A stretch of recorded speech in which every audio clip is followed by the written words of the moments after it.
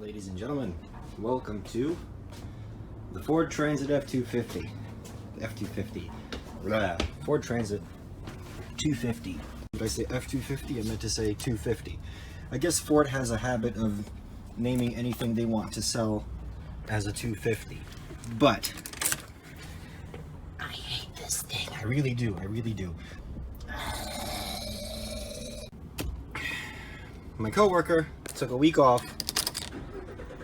And the boss said, since he has the week off, could you please take his route?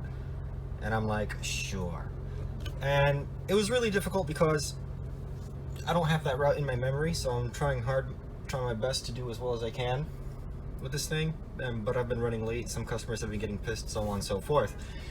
And to make matters worse, my coworker drives this here fix or replace daily.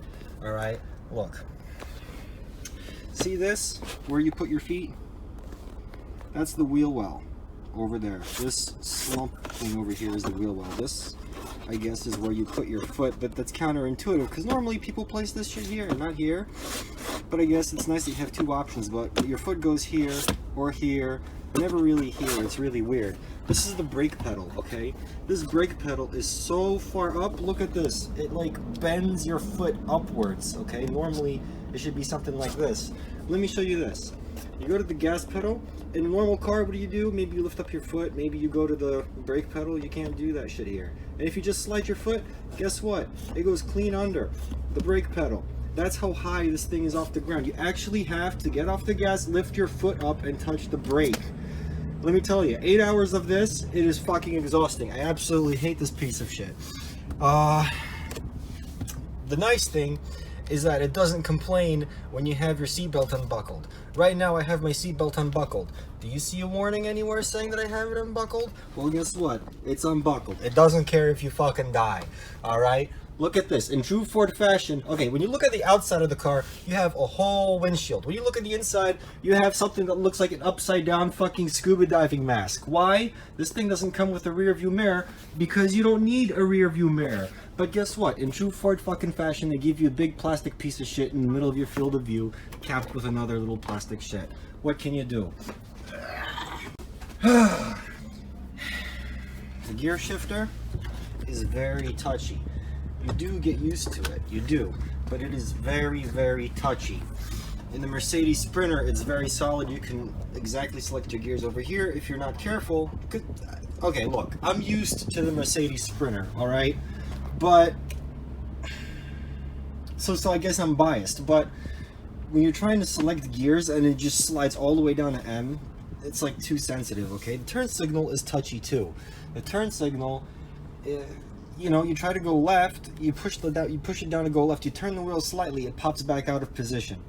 So signaling in this thing is really hard. What I do like is that there's this knob that controls the lights. In the Sprinter, you have like a different, like over here you could just roll it with your finger. With the Sprinter, you actually have to grab it and turn it. That is annoying. You have a nice little holder for creature comforts. The cup holder. The cup holder is much easier to access in this than in the Sprinter. I guess that's because in the Sprinter it's mounted all the way up here, whereas over here it's more reachable, I guess. The steering wheel, look at this. I mean, you could probably adjust it, but the steering wheel, you can adjust it, but still, nevertheless, everything is so close to your feet, okay? And this is a big deal for us distributors, okay? Suppose you come to a stop and you need to get out of your truck, all right? That's right. You get caught in between a seat and this big piece of shit in the middle. Every time. You have to kind of, look at this now. You have to twist your leg inwards, slide it out, step out, twist your other leg, slide it out, get up, and when you're getting up, watch your head. Why? Because for some reason, these fuckers chose, oh, here's another thing. You get stuck here too, in between the seats. As a matter of fact, they don't even give you an armrest, and it's still pretty damn bad for the passenger side. This thing is very low. In the Mercedes Sprinter, you can comfortably get up, turn around without slamming your head on this piece of shit. You can get up, turn around, walk out, and you have basically a little bit more room than this roof here. But like once you get to the seats, you slam your head against this thing. At least they had the foresight to kind of give it some softy ass shit. Speaking of softy ass shit, look at this. This is a cargo van. What do we have? This is goddamn rubber. What's under the rubber? Some fucking foam shit. So it's not like you can't even really remove it. And under down here, it's bare metal. That's no good. In the Mercedes Sprinter, they give you a plastic floor liner. Over here, you have this rubber mat. Listen, when you're running empty, you don't care if shit flips over, okay? When you're running full, shit roughly stays in place, and you know it's full. Whereas over here, imagine, okay, these happen to be coffee crates, all right? I guess about 1, 2, 3, 4, 5, 6, I don't know, 6 to 12 bags fit in this thing. Each bag weighs 10 pounds. Imagine trying to drag this. You can't. You gotta pick this shit up. What happens when you pick this shit up? You hurt your back because you don't bother lifting with your legs because you're an idiot. But just, but at least they have these nice little things where you can store plastic bags, I guess, and drugs if you're that kind of person. Fortunately, I am not. In true Ford fashion, the door handle on this here door broke. You have to stick your finger in. Or was that even a door handle? Maybe it's intentional that you have to stick your finger and open the back of this door. The doors, they do swing fully open. You have to actually manually unlock them. It's not like the Sprinter where you can just pull the hinge out. Alright. So, it's alright. I mean, listen, the suspension is better than the Mercedes Sprinters. This thing is like, it drives on pillows. The speakers are better, but working in this, it's just small, it's just cramped. The reason my boss bought this for my coworker was because my coworker is a full head and a half shorter than us. So we drive around in Sprinters, he gets the Ford. So he gets a softer suspension, he gets a gasoline-powered Ford EcoBoost motor, right? But this thing burns through gas like crazy too. You have to refuel this once every 2 or 3 days, whereas with our Sprinters, the Sprinters are nice because they have something like, I don't know, like a 1 or 2 liter engine, but they also have 16 gears in the transmission. So you have power with a tiny engine that burns diesel that you have to fuel next to never. Now, as I was saying, the sound system in this thing is pretty good. I do enjoy it. It is very juicy. It's like got bass and stuff. In the Mercedes Sprinter, you can turn up the music, and what that'll give you is, it'll get loud, it'll hurt your ears, but it just sounds dry. Whereas over here, it's nice and juicy, you know? And over here, you have auto down and auto up windows, at least on this side, which is very good. And you know, like I was saying about the brake pedal, there's some people that actually make little like wooden blocks that they put on the gas pedal to try and even it out, right? But nevertheless, you know, when your foot is up in this bent ass awkward position, it's a little bit weird. All right. Another thing I'd like to add is that the horn in this thing is actually very easy, very touchy too. You just touch it and it goes off. So it's nice when you want to go beep, beep, beep, beep, beep, beep, beep, and it's an actual honk. In the Mercedes Sprinter, you actually have to kind of push the steering wheel, I guess, to get a honk going. And it's just a little bit, I don't know, it's not as nice, it's not as easy as this. But another thing is, you know, you're all, in the Mercedes Sprinter, you're all pissed at somebody or something, you need somebody out of the way and everything, just, you hit the hard button and it just goes, meep. Whereas over here, you piss at somebody and it's like, fuck, and it's just great. It's like, fuck out of my way. So that much is good. Let's see, cover the horn button, oh yeah, the steering wheel buttons, they are very nice. Very nice.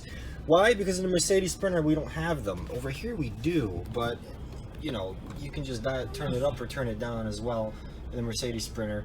And just like the Mercedes Sprinter, you have your phone here. It's pretty funny. You're not allowed to use your phone while driving, but when it's mounted into the car, it's kind of okay, right? What else should I add? I don't know what else to add, but... Oh, right. The backup camera in this thing. Let me show you, since I'm standing in traffic. See? Straight up from a Ford Edge. Or it's like the Ford Edge or whatever. I forget what model year this is, the 2017 or something. So in 2018, manufacturers were required by law to install backup cameras on all cars. 2018 model years and newer or whatever. So what Ford basically did was they just took an existing system and they just went, fuck it, and they just slapped it on there. So it's nice because you get a sensor as well, so it starts beeping when you back up, and when you get close to something, it's like a patient dying at a hospital. It goes beep, beep, beep, beep, beep, right? Which is awesome, but like I said, they just, with no thought, they just slap this camera onto the damn thing. So it's effectively useless, especially when you want to load up and you're reversing. You open the back doors, and you swing them outwards, and then the camera's like facing the side of the van, and it's just pointless.